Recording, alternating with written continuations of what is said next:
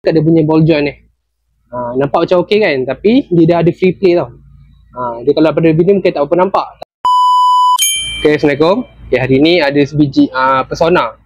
Okay, datang dengan masalah bila lalu je tak rata tu ada bunyi. Bunyi macam benda longgar lah. So owner ni dah tukar absorber, dah tukar lower arm. Okay, bila kami check, masalah simple je lah. Masalah punca daripada benda-benda ni. Okay, nama dia stabilizer link. Okay, masalah punca dekat dia punya ball joint ni. Nampak macam okey kan, tapi dia dah ada free play tau. Dia kalau pada video mungkin tak apa nampak, tapi bila kita tekan ni akan rasa ada free play. Okey, bila ada free play ni, bila lalu jalan tak rata ke apa, yang berbatu ke apa, memang akan ada bunyi kuat lah. Sebab dia macam ibarat bunyi besi bertemu besi. So nak settle masalah ni, kita suruh owner tukar yang baru, kiri dan kanan. Sebab benda ni pun selalunya bila kita tukar absorber baru, kita kena tukar yang ni sekali lah, sekali jalan.